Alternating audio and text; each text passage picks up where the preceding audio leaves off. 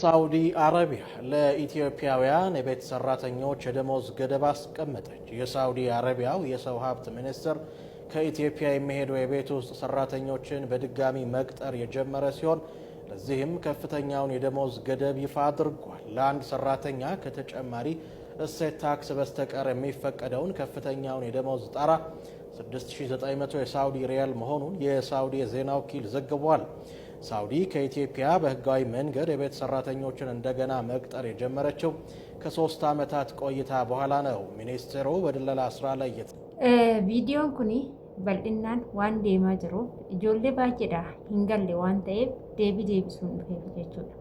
Egaa shamarka hune kabajamtootaa fi daawwattoota hordoftoota keenya nageenyi koo kan jaalalaa fi kabajaa bakkaa fi lafa jirtan isiniif haa baay'atu.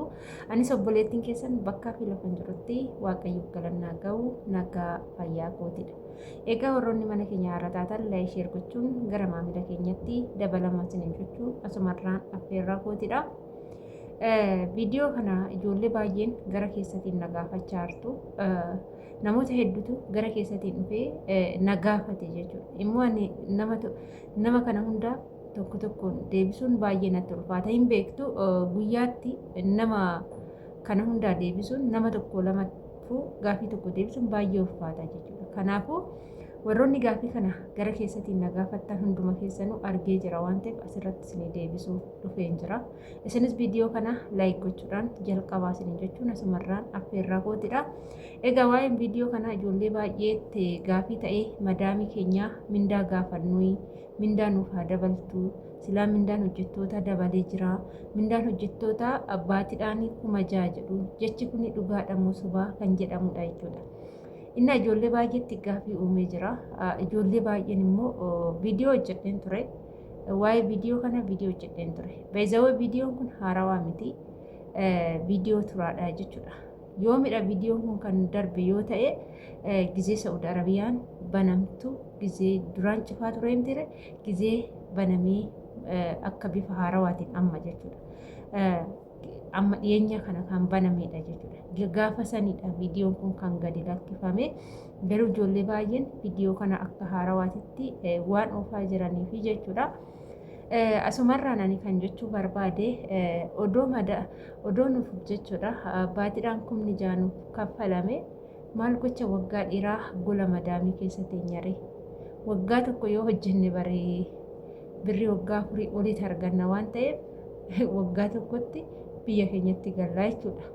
Isiniif galee miti 6,000 labsiin 6,000 kan ba'e maalidha isinitti fakkaata? Ijoollee baay'een ifa isiniif hin taane labsiin 6,000 kan ba'e madaamonni yeroo biiroo irraa nu fudhatu. Ijoollee baay'een amma gizee biyyarraa dhuftan haala dhufaatii biyyarraatitti ijoollee baay'een 50,000, 60,000, 100,000 waan akkasii kaffaltanii kan dhuftan dallaalaan gowwoomtanii dallaalli isinirraa nyaatee dhugaa isin jedha maatii keessa sangaa gurgursiisanii maatii keessa lafa gurgursiisanii maatii keessa mana liqaa erganii kan biyya arabaa dhuftan baay'ee keessantu jira jechuudha.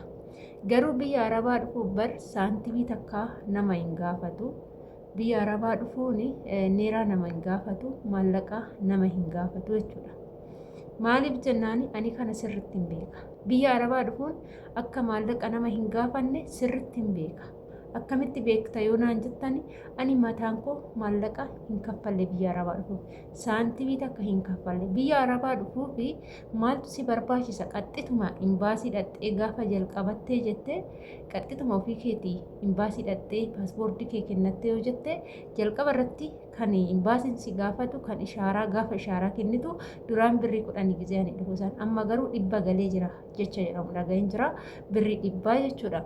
Achi immoo gaafa meedikaalaa siyaaman imbaasirraa paaspoortii fudhattee gaafa gara meedikaalaa deemtu ani gizeen dhufu 400 kaffalee amma gara kumaatti ol siqe hin beeku kana isa kana hin kaffaltaa jechuudha. Saniin booda kan meedikaalaa gizee ani dhufu 1,700 meedikaala galee jechuudha. Amma garuu meedikaala gama akka ta'e ijoolleen amma dhuftan beekuu dandeechuu amma gatii amma kan meedikaalaa hin beeku jechuudha. Kanarraa kan hafetti tokko waa'ee kan yuunifoormii ni fudhatu. Gizee gara biyya Arabaa dhufnu uffanni shurraabiin bifa tokko uffannee dhufne ni jira. Lakkoofsa bilbilaa imbaasii Saudi Arabiyaa fi imbaasii Itoophiyaa kan ofirraa qabu ni jira jechuudha. Isaaf qarshii 200 qofaa kaffallee jechuudha. Kanarraa kan hafe tiraanspoortii kan makiinaa maatii kootii gara Finfinnee dhaquu irraa kan ka'ee fi wacii karaa kana deemu kan nyaata kiyya kan namni karaa deemu nyaata beela'uu danda'a kan nyaadheen alatti wanti biraa gaafa tiikeettiin naa deebu gaafa bararaa piizaan naa deebu wantan tiikeettidha jedhee wanta piisaadha jedhee maallaqa kaffalee hin jiru. Hin beekuyyuu jechuudhaan ijoolleen amma gaafa dubbatanan arga malee ani waan akkasiisan hin beeku jechuudha. Siruma hin beekuun agarre waan ta'eef jechuudha. Siniif galee kana wanni siniin jedhee fi jalqaba irratti kan sinii kaasuu yaalee mindaan hojjettootaa 6,000 kan jedhu sun hojjettoota nuuf osoo hin taane madaamonni gaafa biiroodhaan fudhatanii gaafa nu fudhatanidha. Gaafa nu xalabatan amma fakkeenyaaf nu xalabatu jechuudha. Amtiire isaan nu ajajatu gaafa suuraa keenya ilaalanii tunnaaf haa taatu jedhan biiroo irraa nu fudhatassanii qarshii 6,000 kaffalu jechuudha. 6,000 sun kan fiizaa keenyaa yookaan immoo kan tiikeettii keenyaa tiikeettii muranii kan ittiin nu ergan jechuudha. Siniif galee tiikeettii kana kan nu muree nu ergu madaamidha malee nuti tiikeettii murannee hojiidhaaf gara biyya Arabaa hin dhufnu jechuudha. Madaamitu tiikeettii muree nu fidaa jechuudha. Siniif galeemi kanaaf 6,000 kan madaamiin ittiin nu fudhattu kan mootummaadha yookaan immoo imbaasiidhaa galu malee baatiidhaan mindaa nu kaffalu miti. Warri namoonni ijoollee baay'een addaa siniin baane wanta siniin galleefa viidiyoo kana hojjechuu dirqame gaafinnatti baay'ate waan ta'eef siniif galee inni biraa mindaan hojjettootaa jechuudha. Amma Saudi Arabiyaa kana keessatti akka seeratitti ijoollee afaan beekanii 200,000 kan hojjechiisan jiru. Garuu tokko immoo 200,000 san kaffaluu fi kan didan baay'eetu jira. Ijoollee baay'een ana afaanan beeka garuu gaafa biyyarraa dhufu 200,000 naan jedhanii garuu asitti madaamiin 1,000 qofa kaffalaa jirti kan jedhanii dubbatanii jiru. Isin biiroo keessanitti dawwalattanii maaliif akkana nu jalaa ta'e silaa gana jettanii gaafachuu qabdu jechuudha. Siniif galee biiroo qabdu namni biiroo hin qabne hin jiru. Biiroo ittiin dhuftan hundi keessanuu ni qabdu waan ta'eef dhimma mindaa keessanii irratti hin qalladinaa jechuudha. Maaliif jennaan namni kamiyyuu maallaqa barbaacha biyyaa ba'e malee namni nyaataaf dhugaatii barbaacha biyyaa ba'e uffata barbaacha biyyaa ba'e hin jira jedhee yaadu akka mataa kootti maallaqa hojjetee jiruusaa kaleechaa jiruusaa boruummoo fooyyessuufidha jechuudha. Kanaaf maallaqni biyya Arabaa unkaan 200 miti. Birri 50 mindaa keetii irratti yoo sii dabalamte bu'aa guddaa siif buustii jechuudha kan irra deemtu sun. Kanaafuu ijoolleen baay'een afaan odoo beektan madaamin kan 1,000 isinii kaffaltu biiroo keessan gaafattanii hubachuu qabdu jechuudha.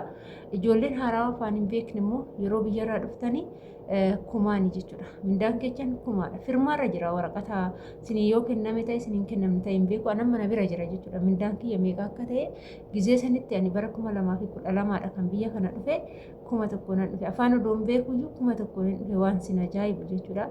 Garuu amallii fi haalli hojii nama ni jijjiira kan jedhan sun dhugaadha. Hamalaa fi haala kiyya ilaalanii haala hojii kiyya ilaalanii amma sa'aatii kanatti mindaa koonaaf dabalanii haala gaariidhaan hojjetachaa jira jechuudha.